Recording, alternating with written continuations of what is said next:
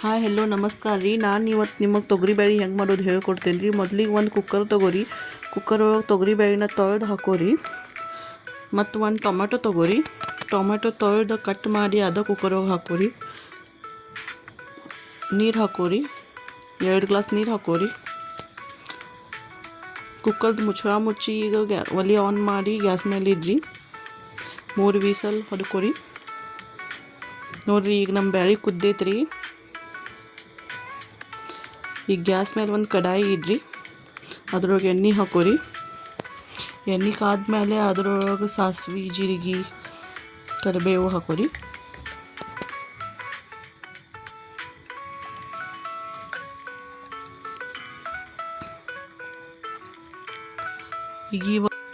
ಈಗ ಒಗ್ಗರಣೆ ಬೆಳ್ಳುಳ್ಳಿ ಹಾಕೋರಿ.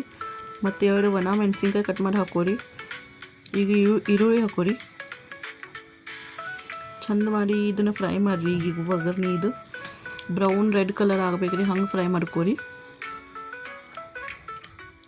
ಒಗ್ಗರಣೆ ಫ್ರೈ ಆದಮೇಲೆ ಅದಕ್ಕೆ ನಾವು ಕುದಿಸ್ಕೊಂಡು ಇಟ್ಟಿದ್ದೇವಲ್ರಿ, ಅದು ತೊಗರಿಬೇಳೆ ಹಾಕೋರಿ. ಅದ್ರೊಳಗೆ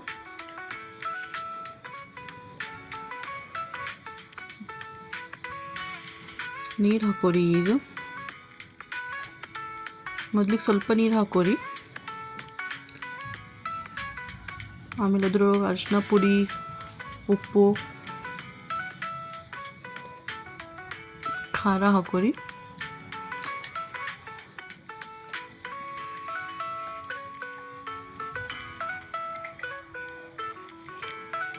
ಗರಂ ಮಸಾಲ ಸ್ವಲ್ಪ ಹಾಕೋತಿರ್ರಿ ನಾ ಇದ್ರೊಳಗೆ. ಸಾಂಬಾರು ಮಸಾಲ ಇದ್ರ ಸಾಂಬಾರು ಮಸಾಲ ಸ್ವಲ್ಪ ಹಾಕೋರಿ. ಗರಂ ಮಸಾಲ ಮತ್ತು ಸಾಂಬಾರು ಮಸಾಲ 2 ಹಾಕೋಬೋದು ನೀವು. ಚಂದ ಮಾಡಿ ತಿರುಗಿಸ್ಕೊರಿ ಅದನ್ನು. ಅದ್ರೊಳಗೆ ನೀರು ಹಾಕೋರಿ. ಸ್ವಲ್ಪ ನಿಮಗೆ ಹೆಂಗೆ ತೆಳ್ಳಗೆ ಬೇಕು ಸಾಂಬಾರು ನೋಡ್ಕೊಂಡು ನೀರು ಹಾಕೋರಿ. ಇದಕ್ಕೀಗ ಮುಚ್ಚಿ ಒಂದು 5 ರಿಂದ 6 ನಿಮಿಷ ಕುದಿಸ್ಕೋರಿ ಚಂದ ಮಾಡಿ. ಈಗ ನಮ್ಮ ಬ್ಯಾಳಿ ಸಾಂಬಾರು ಕುದಿಯತೈತೆ ನೋಡ್ರಿ. ಇಲ್ಲೇ ಇನ್ನೊಂದು 2 ನಿಮಿಷ ಕುದಿಸ್ಕೋತೀನಿ ರೀ ನಾ.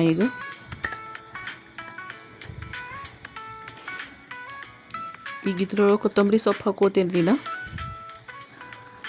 ನೋಡಿರಿ ಕೊತ್ತಂಬರಿ ಸೊಪ್ಪು ಹಾಕಿಸ್ಕೊಂಡು ಒಂದು 2-3 ನಿಮಿಷ ಕುದಿಸ್ಕೋರಿ. ಈಗ ನೋಡಿರಿ ಬ್ಯಾಳಿ ಸಾರು ಅನ್ನೋದು ಕೂಡ ತಿನ್ನೋಕೆ ರೆಡಿ ಆಗೈತ್ರಿ.